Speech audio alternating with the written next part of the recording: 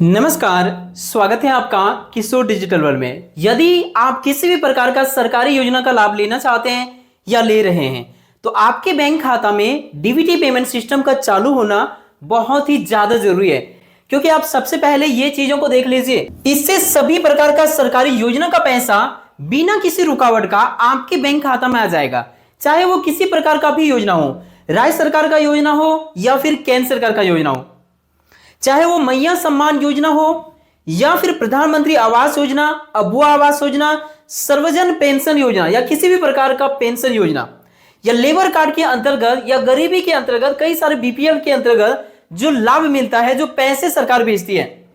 इसके साथ साथ चाहे आपका पीएम किसान सम्मान निधि योजना हो और इसके अलावा कई और अन्य बहुत सारे प्रकार का योजना होता है। बहुत सारे लाभार्थी, लगभग लाखों लाभार्थी हर एक साल छटनी होता है, उनको ये लाभ नहीं मिल पाता योग्यता पूरी करने के बावजूद भी। छोटी सी गलती यही होता है कि खाता में डीबीटी चालू नहीं होता है, इसके पता भी नहीं होता है।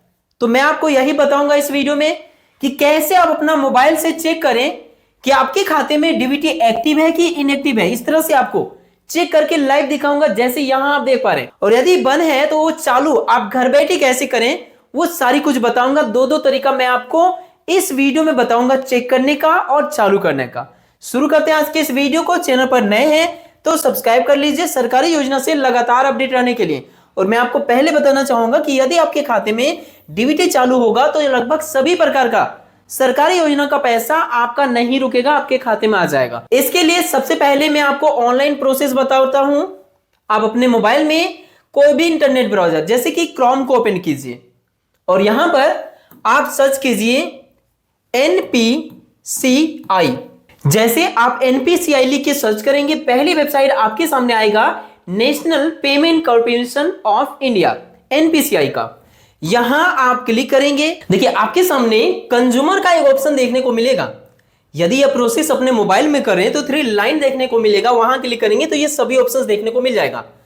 कंज्यूमर वाले ऑप्शंस में क्लिक कीजिए, भारत आधार सीडिंग इनेबलर पे क्लिक कीजिए। यहां क्लिक करते ही भारत आधार सीडिंग इनेबलर का वेबसाइट कुछ इस प्रकार से ओपन हो जाएगा, जिसमें 8 मिनट का समय आपको दिया जाता है।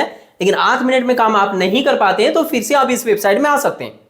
यहां देखेंगे कई सारे ऑप्शंस आपको देखने को मिल रहा होगा। यदि नहीं दिख रहा है तो 3 लाइन या 3 डॉट जो दिख रहा है उसमें क्लिक करेंगे तो ये सब आपको देखने को मिल जाएगा।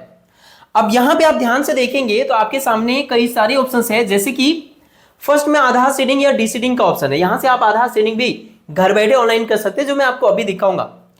उसके बाद यहां पर देखेंगे तो आधार मैप स्टेटस का ऑप्शन देखने को मिलेगा। तो पहला काम हो गया चेक करना। आधार मैप स्टेटस में क्लिक करके चेक कीजिए कि क्या आपका खाता में आधार सीडिंग है कि नहीं है। इसके लिए अपना आधार नंबर यहां भरिए, जो कैप्चर नजर आ रहा है उससे यहां भरिए और चेक स्टेटस पे क्लिक कीजिए। आपका आधार से जुड़ा हुआ मोबाइल नंबर में 6 डिजिट का ओटीपी जाएगा। जैसे कि आप यहां पर देख पा रहे हैं, आपको आपका मोबाइल नंबर का लास्ट डिजिट भी देखने को मिल जाएगा। अब ओटीपी को फिल करने के बाद यहां पे कंफर्म पे आप क्लिक कर दीजिए। यदि आपका आधार से मोबाइल नंबर नहीं जुड़ा है तो वैसी स्थिति में आपको ऑफलाइन बैंक में जाकर पता करना पड़ेगा, वहीं से आपका पता चलेगा डीबीटी स्टेटस, और वहीं से आपको डीबीटी चालू भी कराना पड़ेगा, वो भी मैं आपको बताऊंगा। तो जैसे हमने कंफर्म पे क्लिक किया, हमारे सामने डीबीटी स्टेटस आ चुका है, आधार मैप स्टेटस, जिसमें आधार नंबर लास्ट डिजिट दिखेगा, इनेबल फॉर डीबीटी दिखेगा। यदि आपका इनेबल फॉर डीबीटी दिख रहा है मतलब आपका खाता में डीबीटी चालू है। किस बैंक खाता में चालू है तो बैंक खाता का यहां पर देख सकते हैं, बैंक का नाम भी दिखेगा, जैसे स्टेट बैंक ऑफ इंडिया दिख रहा है। आपका जिस भी बैंक में लिंक है उस बैंक का नाम दिखेगा। यदि आपका लिंक नहीं है तो यहां पे इनेबल नहीं दिखेगा, डिसेबल दिखेगा। तो ऐसी स्थिति में यदि आपका ये लिंक है, इस तरह से आपका दिख रहा है, तो कुछ भी नहीं करना है। जो बैंक का नाम दिख रहा है उसी बैंक खाता में सभी प्रकार का सरकारी योजना का पैसा जाएगा और उसी बैंक का खाता को आप प्रयोग कीजिए सरकारी योजना का लाभ लेने के लिए। लेकिन यदि आपको यहां पर ये ना दिखे, इनेबल नहीं दिखे, तो आपको क्या करना है, इनेबल करने के लिए आपको यहां पर एक ऑप्शन देखने को मिल रहा है आधार सीडिंग या डीसीडिंग, यहां आपको क्लिक करना होगा। तो इसमें जैसे आप क्लिक करेंगे कुछ इस प्रकार से फॉर्म आपके सामने खुल जाएगा। इस फॉर्म के माध्यम से किसी भी बैंक खाता में आप डीबीटी घर बैठे चालू भी कर सकते हैं, और यदि आप चाहते हैं कि किसी दूसरे बैंक खाता में डीबीटी आपको चालू करना है तो वो भी आप कर सकते हैं, यानी बदल भी सकते हैं। तो सबसे पहला काम, अपना आधार नंबर यहां भरिए और सीडिंग पे क्लिक करेंगे तो आपके सामने आ जाएगा फ्रेश सीडिंग, यानी आप बदलना नहीं चाह रहे हैं, पहली बार आप आधार सीडिंग किसी भी बैंक खाता में कर रहे हैं तो फ्रेश सीडिंग को चुनिए। और यदि आपका किसी भी बैंक खाता में आधार सीडिंग किया हुआ है और उसे बदलना चाहते हैं तो ध्यान से इस चीज को समझिए। यहां पर दो ऑप्शन आपके सामने आ जाता है, ये वाला, ये है बदलने के लिए। लेकिन देखिए, यदि आपका स्टेट बैंक में खाता है, उदाहरण लीजिए, या कोई भी बैंक में खाता है और उसी बैंक में दो अकाउंट है और दूसरा अकाउंट में चाहते हैं तो ये वाला चुन लिए, मतलब सेम बैंक लेकिन दूसरा अकाउंट। लेकिन यदि आपका स्टेट बैंक में बैंक खाता है, उसमें डीबीटी चालू है और चाहते हैं आप एचडीएफसी में हो जाए, मतलब बैंक बदलना चाहते हैं, दूसरा बैंक में आप डीबीटी चाहते हैं, तो वैसी स्थिति में यहाँ पे from one bank to other bank, यानी ये वाला चुनना पड़ेगा, मतलब बैंक बदलना है। तो ये बदलने वाला हो गया ये दोनों ऑप्शन, जिस प्रकार से वो चुनिए। पहली बार आप फ्रेश सीडिंग करना चाहेंगे तो ये वाला चुन लीजिए। तो मैंने फर्स्ट वाला चुन लिया। यहां से बैंक का नाम, कई सारे बैंक का नाम है, स्टेट बैंक ऑफ इंडिया भी आपको देखने को मिल जाएगा। तो जो भी बैंक में आप बैंक खाता में आप डीबीटी चालू करना चाहते हैं उस बैंक को चुन लीजिए। यदि इस लिस्ट में आपका बैंक का नाम नहीं दिख रहा है तो वो बैंक में आपको ऑफलाइन जाके फॉर्म भरना होगा, और नाम दिख रहा है तो यहीं से हो जाएगा।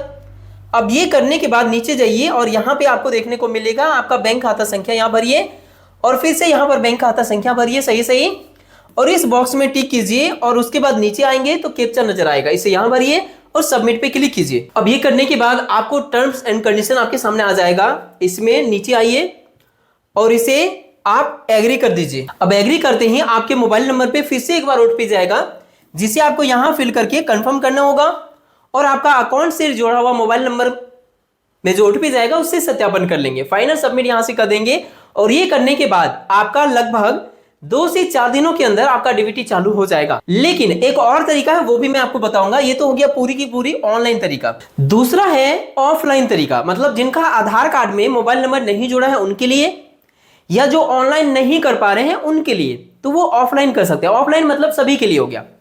तो ये वाला फॉर्म जिसे मैंने टेलीग्राम ग्रुप में भेज दिया है और व्हाट्सएप चैनल में भी, लिंक डिस्क्रिप्शन में है, जुड़ सकते हैं और यहाँ पे जाकर इस फॉर्म को आप निकलवा लेंगे, या ये फॉर्म आपको लोकल में भी कहीं मिल जाएगा जहां पर फॉर्म वगैरह मिलता है। आधार जो कंप्यूटर दुकान वगैरह हो गया वहां पे आधार सीडिंग फॉर्म बैंक में भी मिल जाएगा।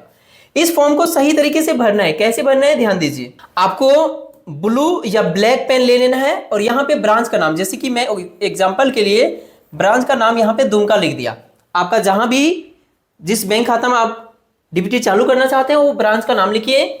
बैंक का नाम, जैसे कि एसबीआई में करना चाहेंगे तो एसबीआई लिखिए, या जिस भी बैंक में करना चाहेंगे वो बैंक का नाम। मैं एग्जांपल के लिए डेट लिख देता हूं। आप जिस भी डेट को ये फॉर्म जमा कर रहे हैं वो डेट यहां पे लिख दीजिए।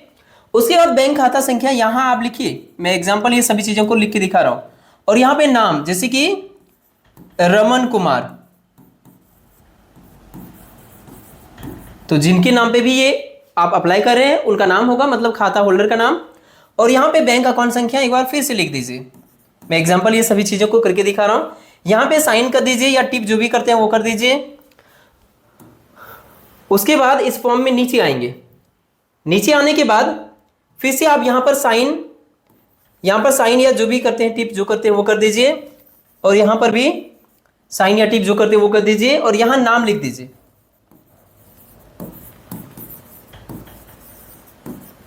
और यहां पे मोबाइल नंबर, और यहां ईमेल है तो ठीक है, नहीं तो खाली छोड़ दीजिए। और उसके बाद यहां इसके साथ में आधार कार्ड का जेरॉक्स लगा दीजिए। आपका फॉर्म रेडी हो गया। इसे बैंक में जाकर जमा कर दीजिए जहां पर भी आपका बैंक खाता खुला हुआ है। लेकिन ये करने से पहले आप वहां पूछ लीजिए कि क्या आपका बैंक खाता में डीबीटी चालू है, यानी आधार डीबीटी पेमेंट सिस्टम इनेबल है। यदि पहले से आपका डीबीटी एक्टिव है तो आपको कुछ नहीं करना है, और डीबीटी आपका बंद है तभी आपको ये फॉर्म भर के जमा करना है। तो ये 2 तरीका मैंने आपको इस वीडियो में बता दिया, ऑनलाइन और ऑफलाइन। जो आपको ठीक लगे उस तरीके से ये करके रखिए, ताकि सरकारी योजना का पैसा मिलने में आपको कोई भी परेशानी ना हो। वीडियो पसंद आए तो लाइक कीजिए, चैनल पर नए हैं तो सब्सक्राइब कीजिए। मिलते हैं नेक्स्ट वीडियो में, तब तक के लिए थैंक यू।